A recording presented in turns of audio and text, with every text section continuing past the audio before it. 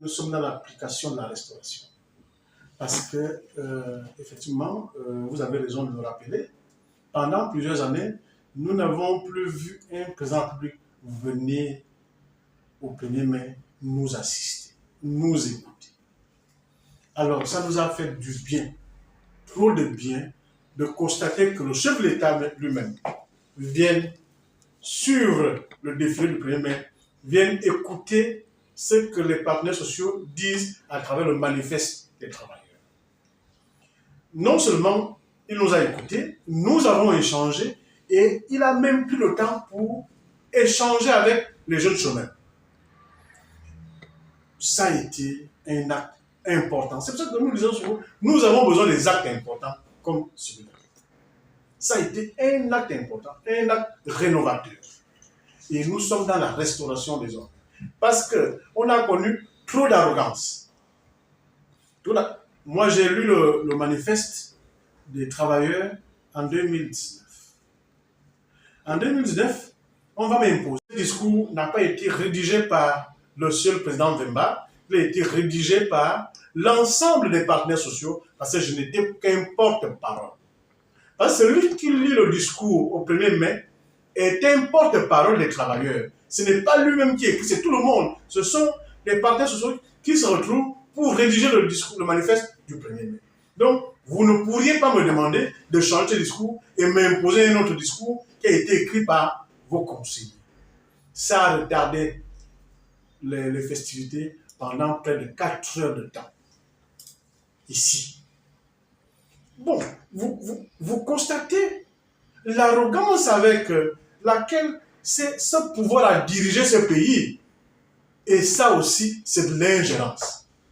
C'est pour ça que nous sommes partis de cette ingérence et nous entamons maintenant un Gabon restauré. Et je veux dire merci au président pour cet acte qu'il a posé au premier.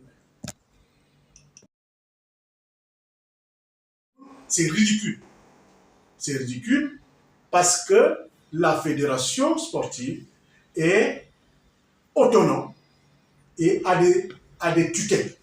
Maintenant, il se trouve que c'est une fédération qui est partenaire à l'État. Je veux parler comme au village. Vous avez une famille, vous avez une maison. Et on vous dit, quelqu'un vous dit, moi, monsieur Vemba, je dis, je vais vous aider. Je peux vous aider toujours à faire fonctionner votre maison à travers le paiement de l'électricité, l'eau, etc., etc. Mais un jour, je ne peux pas venir pour vous dire à compter d'aujourd'hui. Moi, j'ai décidé d'enlever votre femme de ménage et moi, je choisis une autre femme de ménage ou votre gardien. Parce que nous sommes partenaires.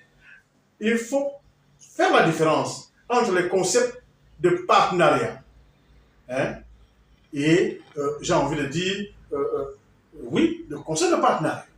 Parce que l'État est partenaire. Nous avons ici une confédération appelée CAP, Congrès des agents publics, parapublics et privés de l'État, qui est une confédération reconnue d'utilité publique, bénéficiant de la subvention de l'État.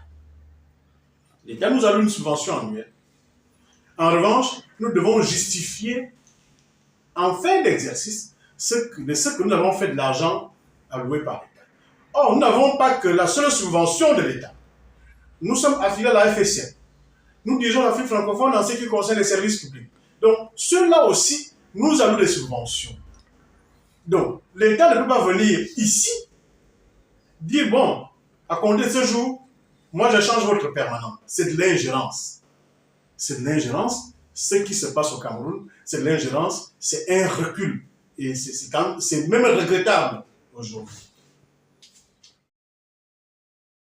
Le Camerounais doit laisser Samuel Eto'o, recruter son personnel. Même si cet État-là contribue au fonctionnement de cette fédération en tant que partenaire. Donc, nous pensons que la fédération a raison, l'État fait l'ingérence.